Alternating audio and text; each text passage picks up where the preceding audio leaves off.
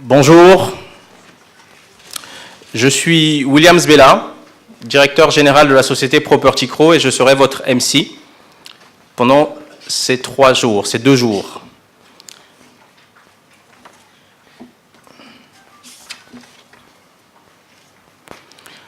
Vous êtes aujourd'hui présent à la 34e conférence annuelle de l'African Union for Housing Finance, AUHF, co-organisée par l'AUHF, le Center for Affordable Housing,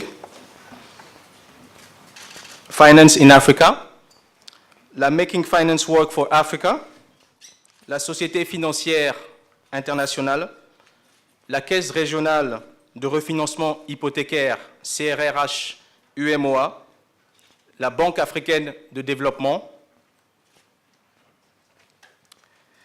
La conférence se terminera par la déclaration d'Abidjan qui sera signée par les membres de l'Union africaine pour le refinancement du logement et mettra l'accent sur les questions clés à traiter pour la construction de la chaîne de financement du logement en Afrique à tous les niveaux. Des remerciements sont adressés à nos sponsors. Le sponsor principal hors la BHCI, Banque de l'Habitat de Côte d'Ivoire. Au sponsor argent, le promoteur Batim CI. Et le sponsor pour un déjeuner, pour un lunch, la SGBCI. Quelques dispositions pratiques. Pour le code Wi-Fi, vous les aurez normalement affichés sur les écrans. L'agenda de la conférence est présent dans tous les leaflets que vous avez reçus. C'est une conférence bilingue, donc français-anglais en traduction simultanée. Il y aura des pauses principalement dehors, juste ici, et les repas se feront au premier étage. Jeudi se tiendra une visite du site de Songon dans l'après-midi. Donc, je vous remercie et sans plus tarder, j'appelle M. Oscar Mgaya, Chairman de l'African Union for Housing Finance, que je vous demande d'applaudir. Merci.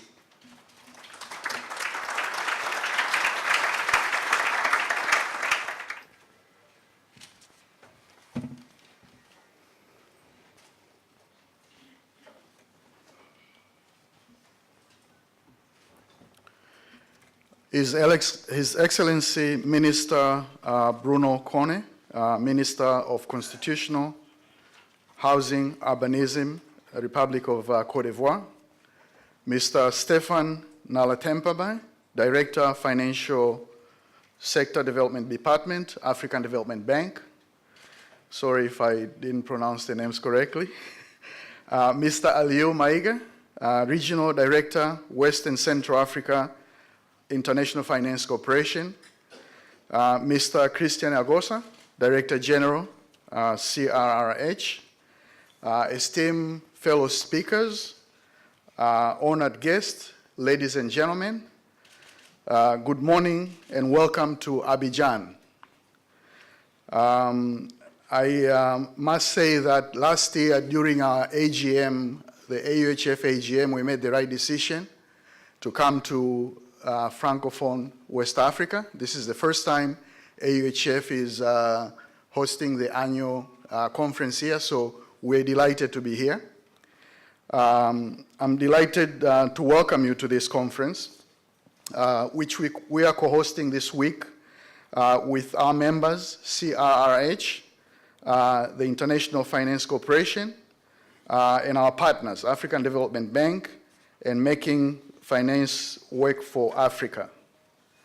As introduced, my name is Oscar Mgaya. Today I wear 2 hats. I'm the CEO for Tanzania Mortgage Refinance Company, a mortgage liquidity in Tanzania. But I'm also the chairperson of the African Union for Housing Finance. Just as information for some of you who may not know a lot about AUHF, AUHF is a member-based association of mortgage bank building societies, housing corporations, investors, microfinanciers, developers, and other organizations involved in mobilization of funds for shelter and housing in Africa. It was established in 1984. So if you do the math, that's about 34 years. I don't know if there are too many associations that are that old. So we have a history and a track record. It's a non-profit trade association. We are also an affiliate of the International Union for Housing Finance, which is a global association for housing finance. 34 years later, we are 46 strong in terms of membership, spanning from 16 different countries. And I think we can improve in that, and we hope with this conference here this year, we will increase those numbers, with also regional and Pan-African members. Our objective is to promote housing finance on the African continent, and we do this by connecting stakeholders and providing opportunities for exchange, communicating issue, and promoting best practices, lobbying and advocating for what we believe in and what we think will help the housing sector, and supporting professional development to encourage effective sector development. We are governed by a board. This Thursday, we will have our AGM, where we will elect some new board members, as we have some board members who are, their terms is ending. Our agenda today focuses on our particular role as practitioners in the housing process. The finance value chain, this is relates to all of us, because I know in here we do have lenders, investors, perhaps pension funds, liquidity facilities for sure, guarantors, and each of us play our role in mobilizing finance for shelter and enabling effective housing markets. And the purpose of this is to see how we can collaborate and work together to further that agenda. I think what encouraged me the most about the state of Africa housing finance sector today, as opposed to when AUHF started some 34 years ago, it's its diversity and the intensity of its efforts. Our members and all of you are focusing quite clearly on the entire value chain and on the breadth of the population that constitute the demand. We're getting better at grappling with the affordability challenges. We understand incremental housing as well as large-scale housing construction. We're pursuing new innovation in rental, housing, and slowly pension funds and other institution investors are beginning to notice critically engaging in this opportunity. This is what these 2 days are about, to showcase the opportunity to be found in engaging in housing finance chain and to identify the challenges that still need to be overcome.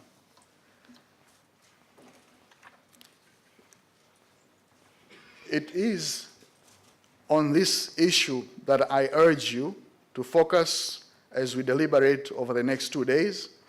As you would know, the AUHF will, at its AGM on Thursday, agree on the Abidjan Declaration on Housing Finance, which our members will then circulate among their networks and to their governments. We urge you to contribute to this. If you would like for a particular issue to be included, please let us know. Share with one of the Secretariat members so that we can include your voice on the final document. Today, there are over 40 members of AUHF in the audience, representing 24 organizations. They've traveled from across the continent to share their experience with Côte d'Ivoire. The AUHF does not have strong membership presence in West Africa. and we hope that we will change this as we move into the future. We have so much to share and to learn from one another, and together we will only be stronger in promoting our mutual vision of vibrant, growing housing sector across the continent. Let me take this opportunity on behalf of my board and the membership of AUHF to thank Mr. Christian Agosa, Director General CRRH, Mr. Aliou Maiga, Regional Director from IFC, Mr. Stefan, Director Financial Sector Development at AFDB, for welcoming us all so warmly here in Abidjan. I thank our sponsors, the Housing Bank of Cote d'Ivoire, BHCI, BATIM, SGBCI, and Making Finance Work for Africa. We are delighted to be here and look forward to learn more about how Cote d'Ivoire is grappling with the housing challenges. I wish you all the fruitful set of discussion over the next 2 days and look forward to engage with you around the question of how we build our housing chain in each of our respective contexts for the growth of Africa's housing market. Thank you very much.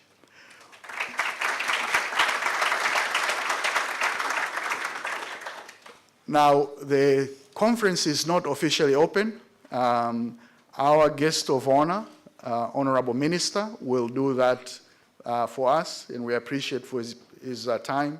I know he's pressed with time, but he did actually save some time to be with us today. So thank you so much for that. And let me welcome Honorable Minister to come and officially open this conference. Thank you very much.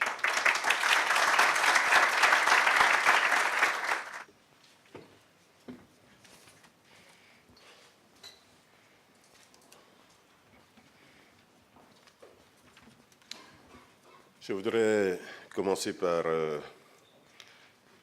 souhaiter la bienvenue en Côte d'Ivoire et remercier un certain nombre de personnes pour leur présence ici.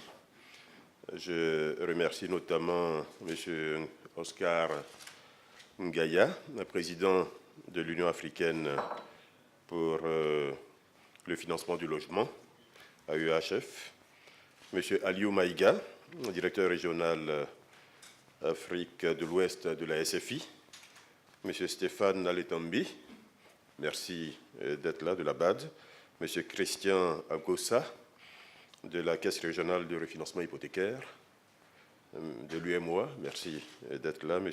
Olivier Vidal, représentant du Center for Affordable Housing Finance in Africa. Je remercie également les représentants ici de Making Finance Work for Africa, directeur général de Shelter Afrique, le vice-président de l'AUHF, M. Omar Sarr, secrétaire général de l'AUHF. Je salue bien entendu pour leur présence ici, mesdames et messieurs les directeurs généraux, présidents d'institutions financières, et présidents, acteurs, directeurs généraux, acteurs du secteur de la construction, messieurs les directeurs généraux, directeurs centraux, chefs de service, etc. Je voudrais, au nom de son Excellence M. Alassane Ouattara, président de la République de Côte d'Ivoire, de M. Amadou Gon Coulibaly, Premier ministre, chef du gouvernement, et en mon nom personnel, vous remercier d'avoir choisi notre pays, la Côte d'Ivoire, pour abriter la 34e conférence annuelle et assemblée générale annuelle de l'Union africaine pour le financement du logement, dont le thème cette année est « Bâtir la chaîne de financement du logement en Afrique ». Je voudrais également remercier les organisateurs ainsi que les partenaires au développement, en l'occurrence la SFI, la Société financière internationale, la BAD, la Banque africaine de développement, la Caisse régionale de refinancement hypothécaire de l'UMOA, le Center for Affordable Housing Finance in Africa et le Making Finance Work for Africa, ainsi que toutes les institutions et établissements financiers venus de pays des pays de l'UEMOA, mais venus également d'ailleurs, puisque nous savons qu'il y en a d'Afrique de l'Est, d'Afrique australe, etc. Akwaba à tous, bienvenue à Abidjan, et nous vous souhaitons ici un excellent séjour, à la fois fructueux et agréable. Je voudrais aussi exprimer toute ma gratitude à nos banques locales, avec à leur tête l'Association des professionnels de banques et établissements financiers de Côte d'Ivoire, la PBFCI, pour les importants efforts qu'elles ont consentis ces dernières années pour accompagner le programme présidentiel de logements sociaux et économiques, de logements de standing également, dédiés aux ménages à faible revenu ou à revenus irréguliers. Mesdames, Messieurs, en Côte d'Ivoire, c'est depuis les années 60 que l'État de Côte d'Ivoire a mis en place un dispositif d'accompagnement de l'accès à un logement décent. Dispositif qui s'est avéré relativement efficace, puisqu'il a permis, avec nos deux principales sociétés d'État, la SICOGI et l'ex-SOGEFIA, de produire un parc relativement important d'environ 91 000 logements. Cette politique volontariste mise en œuvre à l'époque par le président Félix Houphouët-Boigny a malheureusement connu un coup d'arrêt avec la crise économique des années 80. Pour faire face à cette situation, l'État de Côte d'Ivoire a initié des réformes avec de nouveaux outils financiers qui avaient pour objectif de redynamiser le secteur de l'habitat. Les axes majeurs de ces réformes sont la création du compte de mobilisation pour l'habitat, le CDMH, le renforcement des ressources du Fonds de soutien à l'habitat, le FSH, la mise en place du compte des terrains urbains, le CTU, et la création de la Banque de l'habitat de Côte d'Ivoire, la BHCI, récemment privatisée et recapitalisée.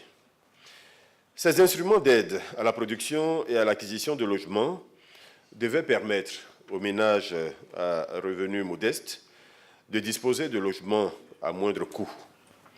Mais cela, nous le reconnaissons, n'a pas toujours été le cas. Quand c'est bon, nous le disons, mais quand ce n'est pas bon, nous nous efforçons de le dire également. Cette situation a eu pour conséquence l'aggravation de la problématique des logements sociaux et économiques dans notre pays, et en particulier dans la ville d'Abidjan. Aujourd'hui, le déficit en logement à coût abordable pour les ménages à revenus faibles est estimé à plus de 400 000 unités, avec un accroissement de 10%, soit 30 000 à 40 000 logements par an. C'est pour faire face à ce défi croissant que le président de la République, son Excellence M. Alassane Ouattara, a fait le pari, dès son élection en 2010, de lancer un vaste programme de construction de masse de 60 000 logements sociaux et économiques, aussi bien à Abidjan qu'à l'intérieur du pays. Ce projet, nous devons là aussi malheureusement le reconnaître, a connu un résultat ou des résultats mitigés. Reconnaître une faute ou une faiblesse permet, je le pense, de s'y attaquer avec plus de force et de détermination. Donc cela permet de se donner plus de chances de réussir demain. Ce projet donc présidentiel a permis l'acquisition à ce jour de 560 hectares de foncier sécurisé, d'un coût d'environ 13 milliards de francs CFA. Il a permis l'investissement de plus de 31 milliards de francs CFA dans la réalisation de VRD primaires, amenés d'eau, d'électricité, bitumage des voies, réalisation des réseaux d'assainissement, etc. Il a permis également l'octroi d'exonérations fiscales aux promoteurs immobiliers. Ce projet aura permis la production, à ce jour, d'environ 12 000 logements destinés aux ménages à faible revenu. 12 000 logements, ce n'est pas beaucoup, puisque je vous parlais tout à l'heure de 60 000 logements en objectif, et d'autant que cet objectif a été augmenté à 150 000 logements. Donc nous sommes aujourd'hui relativement loin de l'objectif fixé, d'autant que le nombre initial, comme je viens de vous le dire, a été fortement revu à la hausse. Nous avons donc l'obligation, mesdames et messieurs, représentants du gouvernement, représentants des organismes de financement, représentants des bailleurs de fonds, ici, nous avons tous l'obligation d'apporter à nos populations les plus défavorisées une réponse concrète à la question du logement, qui fait partie, pour ce qui concerne la Côte d'Ivoire, des 3 principales préoccupations de nos populations. Les préoccupations les plus importantes, après études faites en Côte d'Ivoire, de nos populations sont le logement, le transport et l'alimentation. Donc le logement est en bonne place. Il nous faudra donc redoubler d'efforts au cours des prochaines années pour accélérer le rythme, industrialiser la production, sécuriser le foncier et mettre en place les ressources budgétaires suffisantes. C'est la mission de nos États et chacun, dans ce cadre, devra faire ses meilleurs efforts. Mais, mesdames et messieurs, malgré les efforts que nous nous apprêtons à faire, que nous avons déjà commencé à faire, nous notons que cette mission peut être contrariée par la question du financement, question qui est essentielle dans la problématique d'accès au logement. L'accompagnement des banques dans ce processus est malheureusement resté insuffisant, celles-ci ayant adopté une attitude jugée trop attentiste ou trop prudente dans certains cas. Je voudrais néanmoins féliciter la banque Attijari Wafa, sans faire de publicité, qui, en relation avec le Royaume du Maroc, nous a apporté un appui pour ce qui concerne la Côte d'Ivoire, un appui de 20 milliards de francs CFA pour l'acquisition de fonciers et pour le financement des VRD. Aujourd'hui, la réussite du programme présidentiel de production massive de logements socio-économiques à coût bas pour les ménages les plus pauvres passe par une forte implication des banques à travers 2 principaux axes d'intervention, selon nous, et pour le cas spécifique de la Côte d'Ivoire.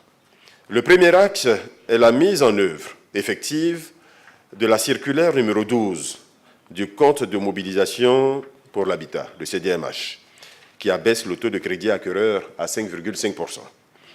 Ce crédit acquéreur devra être maintenu à ce niveau, mais surtout, il devra pouvoir se rembourser sur une période relativement longue, entre 15 et 20 ans. Et deuxièmement, le deuxième axe, l'accroissement du crédit à taux bas octroyé aux promoteurs immobiliers. Mesdames et messieurs, à l'entame de mon propos, tout à l'heure, j'indiquais que nous étions très heureux de vous recevoir en Côte d'Ivoire et à Abidjan, dans le cadre de l'organisation de cette 34e Assemblée générale annuelle. Nous le sommes en effet, nous le sommes, car nous espérons que la déclaration d'Abidjan, dont le Président a parlé tout à l'heure, et qui sanctionnera vos travaux, en présence ici des bailleurs de fonds, et surtout avec la collaboration de ces bailleurs de fonds et financiers, que cette déclaration contribuera à une mise en œuvre plus efficace de notre programme de logements sociaux et économiques en faveur des ménages à revenus modestes. Dans cette optique, plus concrètement, nous souhaitons l'intervention de nos partenaires et des banques sur les points suivants. Premièrement, la mise en place d'un fonds de garantie pour les crédits accordés aux promoteurs. Deuxièmement, l'alimentation du compte de mobilisation pour l'habitat, dont je parlais tout à l'heure, en vue de soutenir durablement le crédit acquéreur. Troisièmement, l'alimentation du compte des terrains urbains pour faciliter l'acquisition de terrains et leur aménagement. Et quatrièmement, le renforcement des capacités de l'État, parce que nous prévoyons à terme la création d'une agence nationale du logement social qui traitera de bout en bout l'ensemble des problématiques concernées, le foncier, l'aménagement, la construction, éventuellement avec des sous-traitants, la commercialisation, le financement, etc., etc. Monsieur le Président, Mesdames et Messieurs, je terminerai en vous remerciant à nouveau, au nom de l'État de Côte d'Ivoire, pour avoir choisi d'organiser cette 34e Assemblée générale annuelle de l'Union africaine pour le financement du logement en Côte d'Ivoire. Je souhaite un excellent séjour à tous à Abidjan. Je souhaite plein succès à vos travaux. Et sur ce, je déclare ouverte la 34e conférence et Assemblée générale annuelle de l'Union africaine pour le financement du logement. Je vous remercie.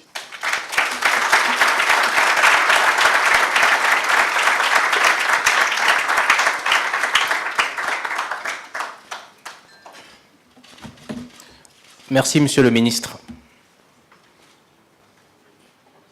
Sans plus tarder, je demande à Monsieur Stéphane Naletombi, directeur Financial Sector Development Debt Director of African Development Bank. Merci. Merci d'applaudir.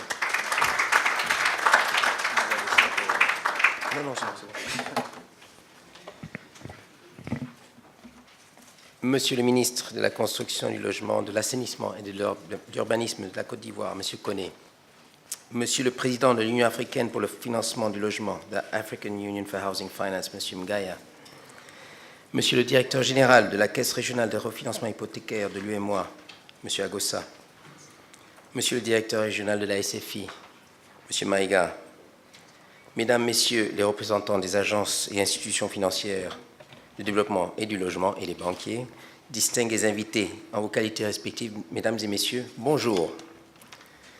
C'est un réel plaisir pour moi de m'adresser aujourd'hui à vous, professionnels de la finance et du développement du logement abordable en Afrique. L'article 25 de la Déclaration universelle des droits de l'homme stipule que toute personne a droit à un niveau de vie suffisant pour assurer sa santé et son bien-être, ainsi que ceux de sa famille, y compris la nourriture, le vêtement et le logement. L'objectif 11 des objectifs de développement durable, connus sous le nom de ODD, souligne la nécessité de rendre les villes et les communautés humaines inclusives, sûres, résilientes et durables, avec pour ambition de parvenir à l'horizon 2030 à l'accès à un logement sûr et abordable pour tous. Alors que l'Afrique continue de progresser dans la réalisation de plusieurs ODD, l'urbanisation croissante combinée au boom démographique font clairement ressortir la dynamique du marché du logement sur notre continent. De nombreux pays sont confrontés à un déficit criard de logements. Par exemple, la pénurie de logements au Nigeria est actuellement estimée à 17 millions d'unités. Le Ghana aurait besoin de 170 000 unités pour l'année prochaine. Le Kenya en aurait besoin de 2 millions.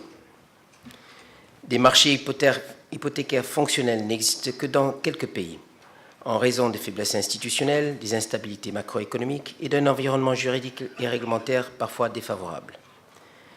Des prêts hypothécaires résidentiels adossés à des taux d'intérêt à 2 chiffres et des maturités inférieures à 10 ans sont sans aucun doute inaccessibles pour la majorité de nos concitoyens. De plus, les institutions financières en Afrique dépendent des dépôts de la clientèle comme principale source de financement de leur portefeuille de prêts hypothécaires. Dans de nombreux pays, l'accès au financement à long terme n'est pas facile en raison de l'absence d'une base d'investisseurs diversifiés et de marchés de capitaux secondaires viables. Eu égard à ces insuffisances de ressources longues et abordables, la Banque africaine de développement travaille avec ses partenaires, notamment la Banque mondiale, à mobiliser des financements à long terme et en monnaie locale aussi sur les marchés domestiques. L'objectif est de stimuler l'offre de logements grâce aux solutions proposées par les marchés financiers, des mécanismes juridiques et produits innovants permettant un financement par des investisseurs institutionnels qui bénéficieraient de la garantie de la BAD ou de la Banque mondiale. Il est indéniable que le développement de ces marchés hypothécaires augmentera non seulement l'accès à un logement décent, mais pourrait également avoir un impact considérable sur le développement économique. La réduction du déficit de logement en Afrique est donc un facteur clé pour la croissance et le développement économique de notre continent. Honorables invités, Mesdames et Messieurs, à la BAD, nous pensons que l'accès à un logement décent et abordable est essentiel à l'amélioration de la qualité de la vie des populations africaines, l'une de nos 5 grandes priorités stratégiques. Faciliter cet accès au logement signifie travailler avec des institutions telles que vous, ici présents, pour développer et tester de nouveaux instruments vous permettant de fournir des solutions de financement abordables à vos clients. Le renforcement des capacités, le partage des connaissances à travers ce genre de rencontres s'inscrivent dans cette démarche. À juste titre, la BAD est honorée de faire partie de cette conférence qui porte sur un sujet au cœur de notre mission et de nos priorités. Je voudrais donc remercier nos partenaires que sont l'Union africaine pour le financement du logement, le Centre pour le financement du logement abordable en Afrique, le partenariat Making Finance Work for Africa, la Caisse régionale de refinancement hypothécaire de l'UEMOA et la SFI, qui ont pensé à organiser pour la première fois cette conférence en Afrique francophone. Je ne saurais conclure sans un mot de gratitude à votre endroit, les participants, pour avoir pris le temps, malgré vos emplois du temps très chargés, d'être parmi nous cette semaine en Afrique de l'Ouest. Votre présence ici témoigne de l'actualité et la pertinence du sujet. Et enfin, je souhaiterais que notre rencontre aboutisse à des propositions concrètes de nature à inspirer les projets dans le futur et surtout soutenir ce manque criard de logements sociaux sur le continent. Sur ce, je vous remercie pour votre aimable attention.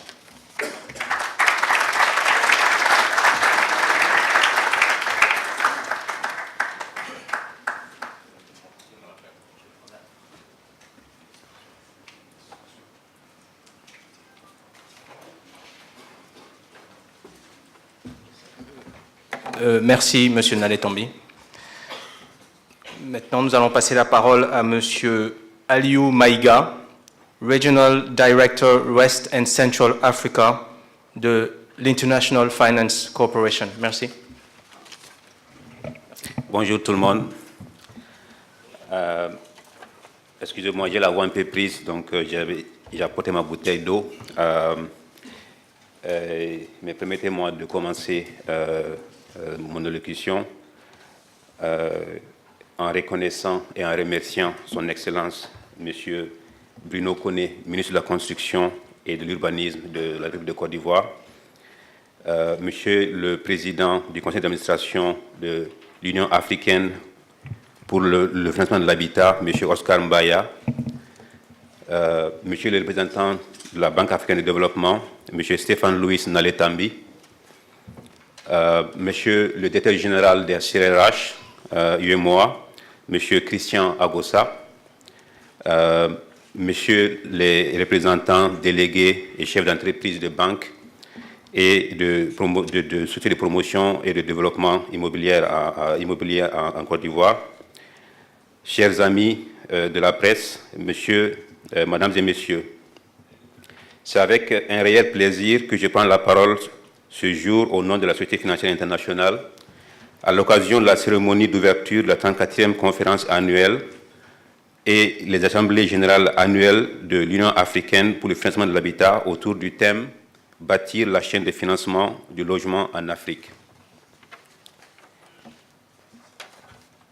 Mais avant d'aller loin dans mon discours, permettez-moi de saluer ici la Côte d'Ivoire, notre pays hôte, qui est représenté par son Excellence, Monsieur le ministre Bruno Koné, ministre de la Construction et de l'Urbanisme. Monsieur le ministre, permettez-moi de vous remercier pour l'hospitalité de votre pays et vous remercier aussi pour la gratitude et l'excellente relation qui existe entre la Côte d'Ivoire et la SFI en particulier, mais aussi la Côte d'Ivoire et le groupe de la Banque mondiale de façon générale. Merci beaucoup. J'aimerais également remercier l'Union africaine pour le financement de l'habitat pour l'organisation de cette conférence et la mobilisation, des participants venant des 4 coins du continent pour discuter des questions liées à l'amélioration de la qualité de l'offre et du financement du logement en Afrique. J'aimerais enfin souligner la cordiale entente qui existe entre la SFI et la BAD, marquée récemment par une rencontre de haut niveau entre les responsables des deux institutions. Mesdames et Messieurs, le thème « Bâtir la chaîne du financement du logement en Afrique » qui nous rassemble aujourd'hui est un thème très évocateur, d'autant plus qu'il traite d'un sujet essentiel de la vie de tous les foyers, de la vie de nos communautés et de la vie de nos pays. En effet, devenir propriétaire d'une maison est un rêve, sinon le rêve de tous les foyers, et dans la plupart des cas, l'accomplissement de nombreuses années de dur labeur et de sacrifices. Au-delà de cet aspect essentiel, la question du logement revêt un enjeu stratégique, non seulement pour le continent africain, mais je dirais pour toute la planète. En effet, d'ici 2030, on estime que la population mondiale atteindra 8,3 milliards, dont 60% seront dans les milieux urbains. Et pour répondre aux besoins de cette population en matière de logement, 565 millions de nouvelles unités résidentielles devront être construites à travers le monde. En Afrique subsaharienne, les pays les plus avancés ont un besoin de construction de l'ordre de 3,4 millions, représentant un potentiel d'investissement de 60 milliards de dollars US. Dans la zone UEMOA, le potentiel d'investissement dans le secteur représente presque 17 milliards de dollars pour combler le déficit en logement pour nos populations. La Société financière internationale, IFC, accompagne le secteur en soutenant le développement du secteur du financement et la construction de logements. En effet, IFC est un des principaux investisseurs dans ce secteur et en ce moment, notre portefeuille dans ce secteur représente 3 milliards de dollars à travers 46 pays dans le monde et à travers 85 institutions financières qui sont nos partenaires dans notre combat pour améliorer l'habitat. En Afrique de l'Ouest et dans la zone UEMOA, nous avons été très fiers d'être un des premiers actionnaires hors zone de la CRH UEMOA, que nous considérons comme un pilier très important dans le développement du secteur de l'habitat dans la zone. Et nous avons aussi participé à hauteur de 5 milliards de francs CFA dans la première émission de 12 ans, je dirais la seconde, Christian me regarde, la deuxième émission de 12 ans de la CRH. Et nous nous apprêtons à participer aussi dans les émissions de 15 ans et de 20 ans dans les années à venir. C'est pour vous dire notre engagement dans ce secteur et notre approche qui consiste à travailler avec tous les acteurs, non seulement les banques qui sont nos clients traditionnels, mais aussi des institutions de refinancement du logement dans les pays où nous opérons, dont par ailleurs M. Oscar Mbaya, qui est là, qui est aussi un ami. On travaille avec TMRC, qui est l'équivalent de CRH en Tanzanie, et on s'apprête à créer l'équivalent au Kenya, au Rwanda et en zone CEMAC de l'Afrique centrale. C'est pour vous donner un peu l'ampleur et, je dirais plutôt, l'engagement que la SFI démontre pour ce secteur et tous les efforts qu'on y met.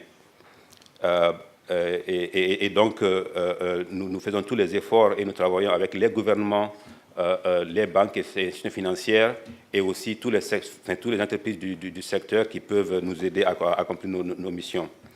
Nous apportons également du conseil, non seulement aux banques avec lesquelles nous travaillons, mais aussi toutes les institutions, que ce soit des institutions d'État, des institutions sectorielles ou des institutions de développement du secteur de façon générale, y compris des institutions privées de conseil, pour les aider à améliorer leurs capacités, pour qu'ensemble, on puisse non seulement améliorer la production, l'efficacité et le coût de la production de l'habitat, mais aussi améliorer l'efficacité et le coût du financement de l'habitat pour les développeurs et pour les foyers. Et donc, nous mobilisons énormément de ressources pour financer aussi ces activités de conseil que nous apportons à nos partenaires en Afrique et ailleurs. À ce propos, à ce stade de mon propos, j'aimerais réitérer la fierté de IFC d'être partenaire de cette conférence annuelle. J'aimerais en outre encourager les délégués à utiliser cette plateforme pour identifier les défis inhérents à la chaîne de financement dans le secteur du logement et à proposer des recommandations qui vont déboucher sur de nouvelles opportunités d'accompagnement de ce secteur. Au nom de la Société financière internationale IFC, je vous souhaite plein succès dans vos travaux et je vous réaffirme notre engagement à poursuivre notre appui dans le secteur du financement des logements abordables. Je vous remercie pour votre aimable attention. Merci beaucoup.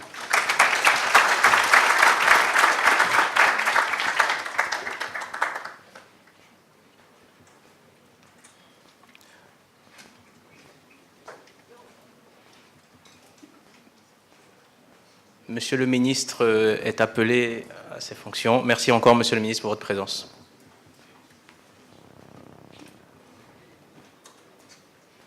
Gossa, directeur général de la Caisse régionale de refinancement hypothécaire de l'UMOA, CRH-UMOA, sur le thème « Bâtir le secteur du financement du logement de l'UMOA ». Question clé à traiter pour le développement. Merci. Merci d'applaudir.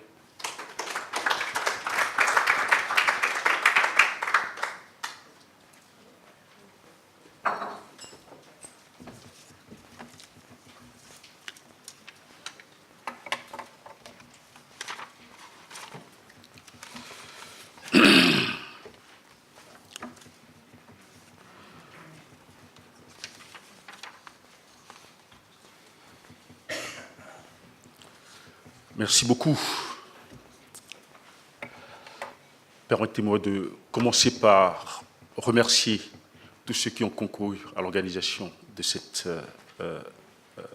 rencontre, en particulier, en commençant en particulier par M. Oscar Ngaya et son équipe à l'African Union for Housing Finance, Monsieur le directeur régional de la SFI pour l'Afrique de l'Ouest et l'Afrique centrale, M. Léo Maga, M. Stéphane Aletombi, directeur pour le développement du secteur financier à la Banque africaine de développement, les représentants du Center for Housing Finance, African Center for Housing Finance, M. Olivier Vidal et ses équipes, et enfin vous tous, honorables invités, Mesdames, Messieurs. Je suis honoré de la faveur qui m'est faite de prononcer cette conférence introductive, de prononcer cette intervention introductive sur le thème de bâtir le secteur du financement du logement dans l'UMOA, question clé à traiter. Je me propose d'organiser cette intervention autour de 3 points. 1. La promotion du financement du logement dans les pays de l'UMOA. Quelle évolution de la période récente? À partir des conclusions que nous en tirerons, nous discutons de quelques questions clés à traiter et qui pourraient, j'espère, alimenter l'agenda ou la déclaration d'Abidjan que nous prévoyons. Oui, je crois que j'ai oublié. Voilà. Donc, sur les évolutions récentes de la construction du secteur du financement de l'habitat dans l'UMOA, je partirai, avec beaucoup de justice, bien sûr, pour toutes les initiatives qui ont eu lieu ici et là, je partirai du projet de promotion de marché hypothécaire régional dans les pays de l'Union économique et monétaire ouest-africaine engagé par les institutions de l'Union à partir de 2005. Les institutions de l'Union, j'entends la Banque centrale, la BOAD, le Conseil régional de l'épargne publique et des marchés financiers et la Commission de l'UMOA. Elle a permis d'aboutir à un consensus sur la nécessité de promouvoir 3 instruments. Une caisse régionale de refinancement à même d'apporter des ressources longues aux banques pour mieux financer l'habitat, promouvoir la titrisation et également les obligations sécurisées. Dans le cadre de ce projet, eh bien, la Banque ouest-africaine de développement, dont je suis un agent, a eu à structurer ce qui est devenu la Caisse régionale de refinancement hypothécaire. Ah, c'est mieux. Merci. Merci. A eu à structurer ce qui est devenu la Caisse régionale de refinancement hypothécaire de l'UMOA, l'a proposé aux banques de l'Union, et c'est comme ça que, le 16 juillet 2010, nous avons créé cet instrument-là, dont je vous présenterai les performances tout à l'heure. Le Conseil des ministres a également promu, en 2010, 2 règlements, le règlement sur la titrisation, le règlement sur les obligations sécurisées, et enfin, toujours auprès de la BOAD, nous avons créé BOAD titrisation en 2011. Quelles sont les performances du premier véhicule que nous avons créé, que je considère comme étant vraiment l'évolution majeure des efforts de construction, des efforts de promotion du financement dans la période récente dans l'UMOA. Les données que vous voyez là, sur 6 années d'activité opérationnelle, me semblent assez parlantes. Nous avons commencé à travailler en 2012, c'est-à-dire émettre un emprunt obligataire sur 10 ans pour collecter des ressources longues que nous avons reprêtées aux banques de l'UEMOA afin qu'à leur tour, elles puissent faire des prêts à des taux compétitifs aux ménages. De 2012 à ce jour, nous avons émis 7 emprunts obligataires sur des durées de 12 ans, de 10 et 12 ans.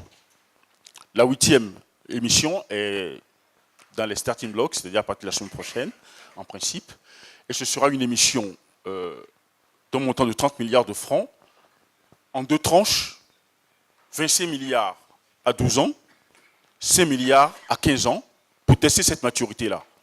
C'est la première fois qu'on émettra sur une maturité de 15 ans dans l'UEMOA. De façon générale, chaque année, nous avons essayé de faire un peu mieux pour nos banques actionnaires, parce qu'on ne peut bénéficier de nos ressources qu'en étant actionnaire chez nous.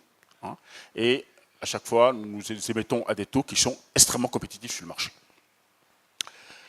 Au total, aujourd'hui, nous avons emprunté pour 132 milliards de francs CFA sur le marché financier, dont nous sommes devenus en 6 ans, le 3e émetteur. Le premier émetteur du marché, c'est la République de Côte d'Ivoire. Le second, c'est la République du Sénégal. Et le 3e, c'est la CRH-EMOA. Donc, 3e émetteur du marché, premier émetteur non souverain. Notre actionnariat, alors avant de livrer l'actionnariat, nous avons reprêté cet argent à 35 banques actionnaires, bénéficiaires donc, sur les 54 qui composent notre actionnariat. Nous avions commencé à 29, nous sommes aujourd'hui à 54. C'est-à-dire, grosso modo, une banque sur 2 dans l'UEMOA aujourd'hui, actionnaire de la CRH-EMOA. Et en termes de capacité de mise en place de prêts à l'habitat, évidemment, on peut considérer que nous faisons à peu près 70% de la capacité de mise en place de prêts au logement dans l'Union. À côté de ces ressources concessionnelles que nous collectons sur les marchés financiers, nous arrivons aussi à mobiliser, à côté de ces ressources de marché que nous collectons par emprunt obligataire, nous arrivons aussi à collecter des ressources concessionnelles auprès des partenaires au développement pour renforcer notre action en faveur des populations à revenus modestes.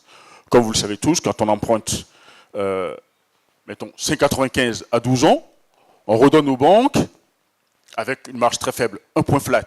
Donc, voyez-vous, quand nous prêtons pour 1 milliard à une banque sur 12 ans, en linéarisant, on ne lui coûte pas plus de 800 000 francs par an. Mais même avec ça, quand la banque sort à 8,5, même sur 15 ans, elle n'est pas encore très compétitive vis-à-vis des ménages qui ont un faible revenu mensuel, 400 000, 500 000, ce n'est pas encore ça. Donc, nous mobilisons des ressources auprès des partenaires au développement, ce qui permet donc de donner de l'argent aux banques à des taux de 4%, 4,5%, avec l'obligation de faire des prêts à 6%, maximum 6,5% sur des durées allant jusqu'à 15 ans. Eh bien, les ressources que nous avons mobilisées dans ce registre-là s'élèvent à date à 102 milliards de francs CFA, 102 milliards de francs CFA, dont 26 milliards que nous avons mobilisés, décaissés en 2017-2018, et le solde est lié à un projet que je vais vous présenter tout à l'heure, qui est le projet régional Banque mondiale UEMOA pour la promotion du logement abordable dans les pays de l'UEMOA. Ce projet va également avec un volet assistance technique, que vous voyez là, de montant de 5,8 milliards, qui a pour objet de nous permettre d'étendre notre capacité d'action vers ce que nous appelons les SFD, c'est-à-dire les institutions de microfinance, et renforcer leur capacité. Au total, lorsque nous aurons émis ce 8e emprunt, au 31 décembre, la CRH-UEMOA aura injecté dans le système bancaire et financier de l'UEMOA 224 milliards de francs CFA en 6 années d'activité. Alors, là, ce sont des détails que je vous passe. Vous les aurez dans la présentation, comme ça vous pourrez regarder calmement ce que c'est. Juste dire que, nonobstant, nous avons réussi à gagner de l'argent pour couvrir notre fonctionnement. Notre objet n'est pas de faire beaucoup d'argent, de gagner, mais on ne doit pas coûter. Le principe est que les revenus de placement de nos fonds propres doivent couvrir nos charges de fonctionnement. Alors, aujourd'hui, c'est un établissement qu'on peut considérer comme solide, avec des fonds propres effectifs d'environ 31 milliards de francs CFA au 30 septembre 2018. Comme je vous le disais, 54 banques commerciales actionnaires, représentant 55% du capital. C'est au fond véritablement un établissement privé. Soutenu quand même par 4 actionnaires institutionnels, la BOAD, 18% du capital, la SFI, 15% du capital, comme l'a rappelé M. Aliou Maïga, c'est donc notre second actionnaire. La BIDC, la Banque d'investissement et de développement de la CEDEAO, 6% du capital. He can't hear you on your microphone. If you Ok. Assistance directe. Merci. Donc voilà. Alors j'en étais à dire que oui, la CRH est un établissement vraiment privé avec des banques commerciales qui portent 55% du capital, soutenu par un actionnariat institutionnel. J'étais au dernier actionnaire institutionnel qui est Shelter Afrique, dont je salue ici la présence du directeur général, qui a 5,5% du capital et un action des premières heures.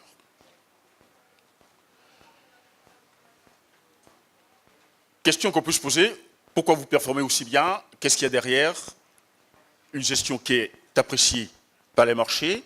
On a un modèle opératoire qui inspire confiance. Et depuis 2015, nous sommes notés chaque année, comme vous le voyez sur ce tableau, la notation 2018 de la CRH UEMOA, c'est 2A+, à l'échelle régionale, avec perspective stable. Donc c'est aujourd'hui ce qu'il y a de mieux sur le marché financier régional pour un émetteur.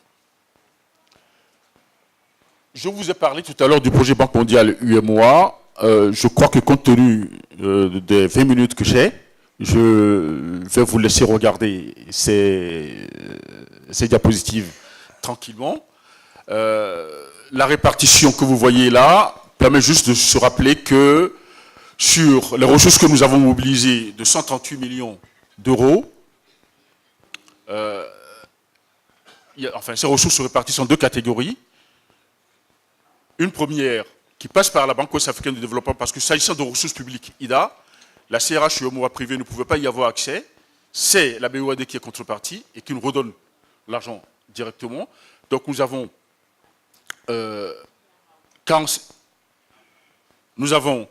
50 millions de dollars qui vont au SFD, pour lesquels nous avons lancé des études.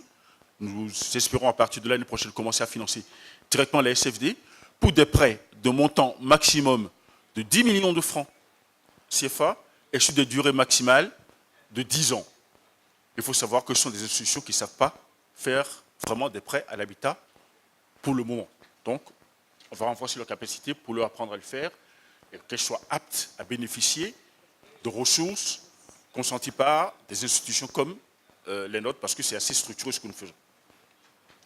Et puis de l'autre côté, vous avez 80 millions de dollars en deux tranches de 40 millions de dollars. Une première tranche qui renforce les fonds propres de la CRH UEMOA et qui concourt aux 31 milliards dont je vous ai parlé tout à l'heure. Et une seconde tranche de 40 millions de dollars qui vont directement refinancer les banques commerciales de l'Union pour qu'elles aussi, elles aillent sur le marché des populations à revenus modestes.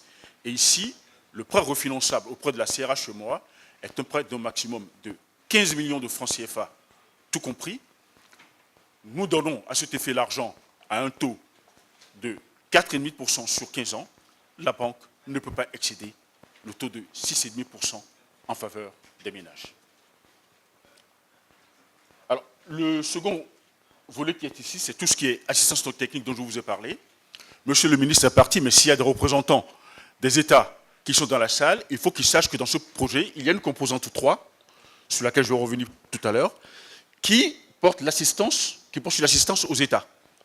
Il s'agit d'aider les États à moderniser la gestion du foncier, un problème majeur dont nous discuterons dans les questions clés, aider les États à diffuser l'information sur le foncier à leur niveau, aider les États à promouvoir les meilleurs programmes de logements sociaux chez eux, des programmes soutenables. Les deux autres composantes ont pour objet, donc, comme je le disais, l'assistance technique aux banquiers SFD, la CRH UEMOA aussi, mais également la promotion de fonds ou d'un produit de garantie régionale qui couvre les prêts en faveur des populations à revenus modestes. Dans l'éventualité où on a un retournement de cycle, il ne faut pas que les défauts sur cette catégorie de population fragile remontent dans nos portefeuilles. Nous avons un rating de 2A+, aujourd'hui, nous voulons le garder.